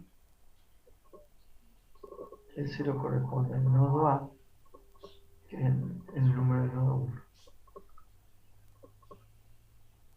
Bueno, de esta manera hemos asignado a cada letra de nuestra red, del nodo de nuestra red, un número.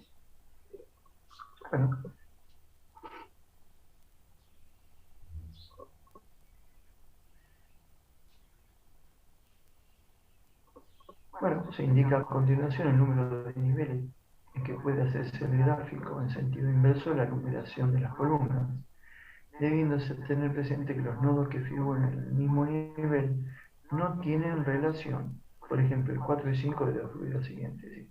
Y no hay ninguna relación entre ellos, sino que están en el mismo nivel de jerarquía. Bueno, y acá tiene en síntesis todo el procedimiento de cálculo, cómo fue haciéndose la asignación. Entonces ahora, lo que era A es 1, B es 2, C es 3, D y F 4 y 5 y F no 6. Bien, eso es una forma de estandarizar, digamos, una red de actividades.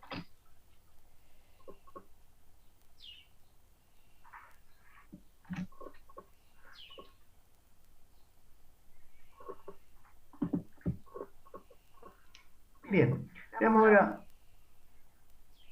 cómo se forma una red utilizando diagramas parciales. Veámoslo en un ejemplo de planificación.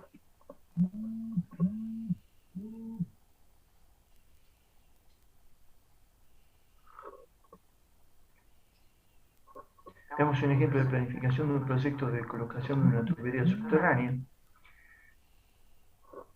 Entonces, con los conocimientos que ya se han adquirido, puede construirse un diagrama lógico del proyecto a realizar. La simplicidad del trabajo a ejecutar no requiere, en principio, la utilización de listas detalladas de tareas, ya que las actividades iniciales son muy simples y fácilmente comprensibles. Deben efectuarse las actividades siguientes: zanja, colocar tubo, soldar y por último probar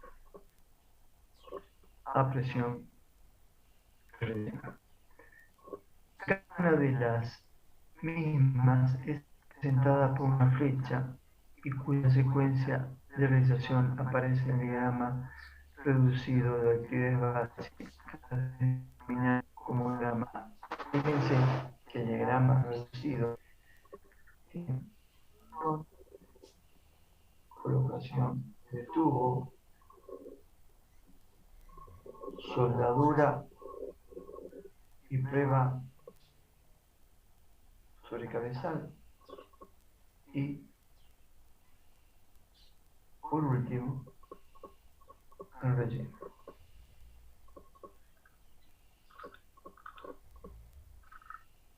Ahora bien, lógicamente si la extensión de la tubería a colocar es suficientemente extensa, no se realizará la excavación de toda la zanja para después recién colocar toda la tubería, sino que se va realizando por partes.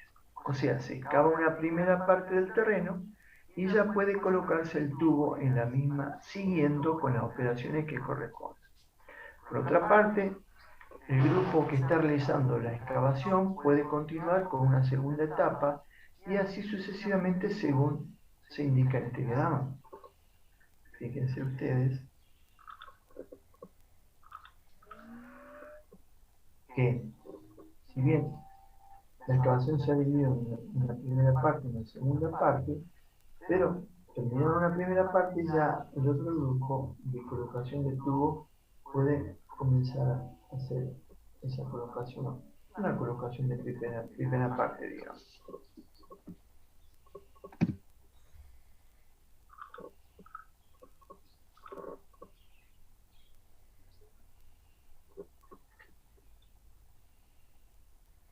En este diagrama que vemos ahora se divide en dos partes no solo las tareas de excavación, sino también la de colocación de tubo, soldadura y prueba, presión y relleno. Lógicamente, ahora fíjense aquí, tenemos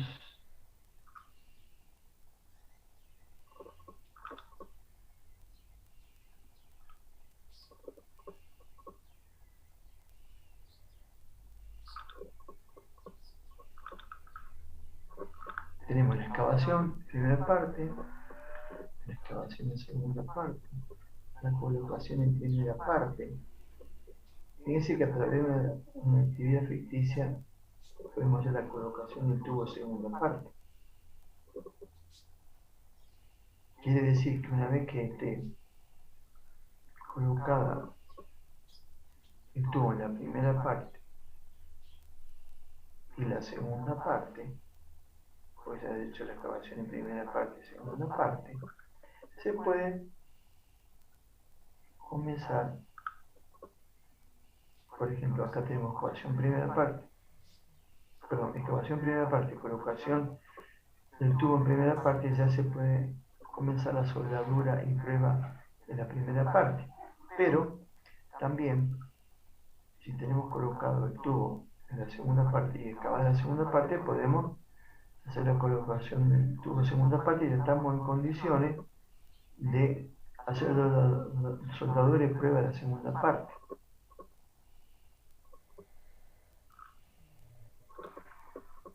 Y si ya tenemos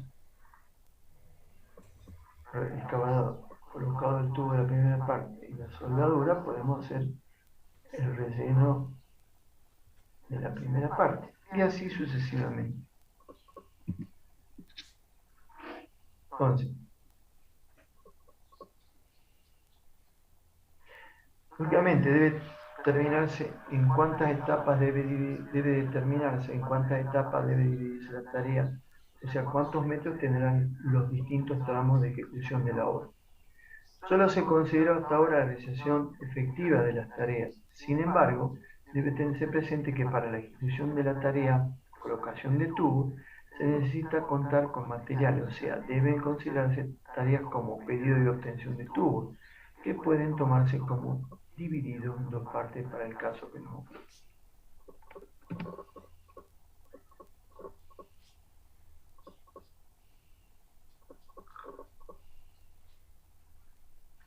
Veamos un diagrama reducido de las actividades básicas: excavación, colocación, soldadura, relleno. Fíjense la división de la tarea de excavación de primera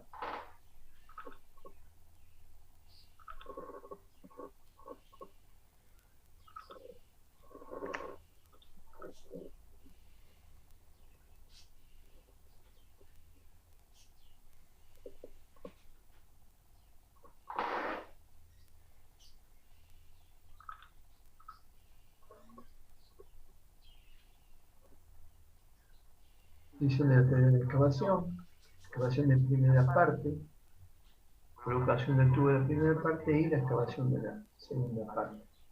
Luego, la división de las tareas en dos etapas.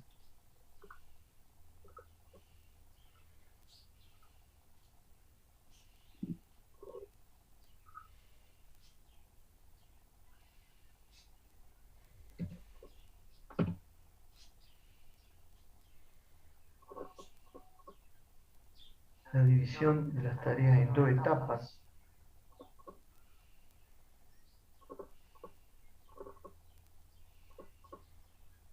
Fíjense que este diagrama considera las actividades indicadas, pero la ubica en forma incorrecta, ya que hace depender la excavación de la segunda parte de la llegada tubo primera parte. Entonces, esas evidentemente son correcciones que hay que ir llevando adelante. En cambio, en el diagrama E se observa la forma correcta de dibujar el diagrama de flecha y se vuelve a observar la necesidad de las actividades ficticias. Debe tenerse en cuenta que si bien las distintas actividades podrían haber sido descompuestas con mayor detalle, el objetivo del diagrama es adquirir familiaridad con la formación de la red, o sea, familiaridad con el plan de actividades. Así, llegamos a hacer este tipo de análisis y trabajo en la red al diagrama final. Nuestro diagrama final, que sería de esta forma. Entonces ustedes fíjense cómo nosotros hemos pasado de una división de las tareas en un diagrama reducido a un diagrama definitivo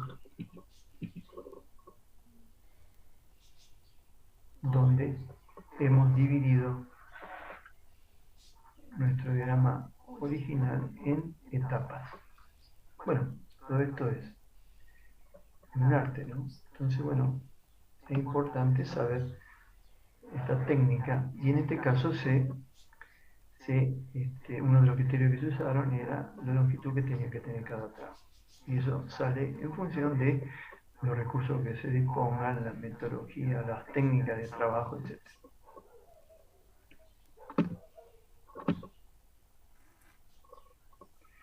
Bien, vamos a dejar por el momento aquí.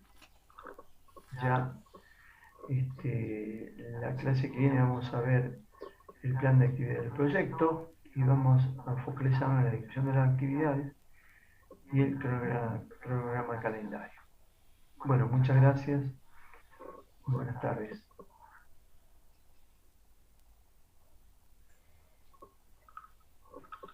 Buenas tardes, por favor, cargar en el chat el DNI, número de libreta y carrera, por favor, en 5 minutos. Se habilita la asistencia, gracias.